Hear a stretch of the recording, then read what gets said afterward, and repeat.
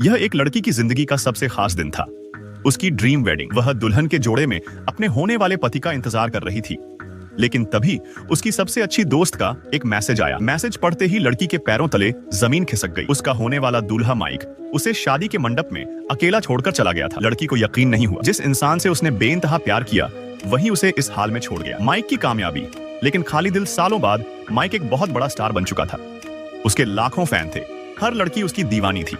लेकिन उसकी जिंदगी की सबसे बड़ी समस्या अब भी वही थी, वह अधूरी शादी। एक सुबह वह किसी फैन के घर से उठा, तभी देखा उसका पुराना मोबाइल टूट चुका है। वही मोबाइल जो उसके लिए सबसे कीमती था। वह पागलों की तरह मोबाइल रिपेयर शॉप भागा। जो भी मेरा फोन ठीक करेगा उसे मैं $10,000 दूंगा। सब हैरान रह गए। मैनेजर ने कहा, नया फोन दे देता हूं, लेकिन माइक ने मना कर दिया। आखिरकार मैनेजर ने खुद फोन ठीक किया। तभी फोन से एक पुराना वॉइस मैसेज चला। 9 अप्रैल, आई लव यू, किस मी, जोशी। माइक का दिल टूट गया। उसे एहसास हुआ कि उसने अपने सपनों के पीछे भागते हुए अपना सबसे बड़ा प्यार खो दिया था। मौत की खबर और पुराना शहर। उसी दिन एक और खबर आई। उसकी सबसे अच्छी दोस्त की एक्सीडेंट में मौत हो गई थी। माइक सब कुछ छोड़कर अपने गांव/शहर लौट आया। वह लोगों से नजरें नहीं मिला पा रहा था। अंतिम संस्कार में उसने एक आवाज सुनी, वही आवाज जो वह सालों से सपनों में सुनता था, जोशी। उस ताबूत में सिर्फ उसकी दोस्त नहीं थी, उसमें उसकी अधूरी मोहब्बत भी दफन थी। फूलों की दुकान और एक छोटी लड़की। कुछ दिन बाद माइक ने जोशी को देखा। वह अब एक फूलों की दुकान चलाती थी। माइक ने माफी मांगनी चाहिए, लेकिन जोशी ने कहा, तुमने सिर्फ मुझे नहीं, पूरे शहर को छोड़ दिया था। तभी एक छोटी लड़की दुकान में आई। उसने माइक को देखकर कहा, मैं आपको जानती हूँ, मम्मी आपके गाने सुनती है। माइक हैरान रह गया।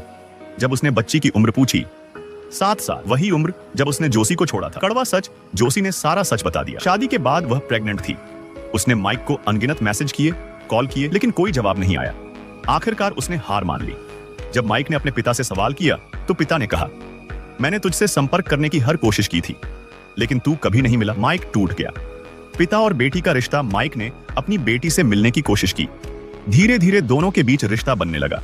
एक दिन उसने देखा, लड़की ने बिना सीखे उसकी गिटार बजा ली। माइक समझ गया उसकी बेटी में म्यूजिक का टैलेंट है। वह रोज उसे गिटार सिखाने लगा। उनका रिश्ता गहरा होने लगा। सबसे मुश्किल सवाल एक रात बेटी ने पूछा, आपने मम्मी को क्यों छोड़ा?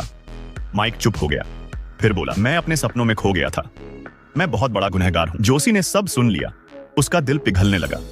फिर से भागना या वापस आना? एक हादसे के बाद माइक को लगा कि वह एक अच्छा पिता नहीं बन सकता। वह फिर से भागने का फैसला करता है, लेकिन रास्ते में उसे एहसास होता है, असल जिंदगी स्टेज से ज्यादा कीमती है। वह प्लेन से उतर जाता है और 8 साल पुराने मैसेज का जवाब देता है। आखिरी फैसला, माइक जोशी के घर जाता है। दरवाजे पर अपना पुराना टूटा फोन छोड़ देता है। सुबह जोशी दरवाजे पर खड़ी होती है। क्या तुमने ये फोन 8 साल सिर्फ मेरे लिए रखा? माइक कहता है, हाँ, और अब मैं कभी तुम्हें और हमारी बेटी को नहीं छोड़ूंगा। जोशी उसे माफ कर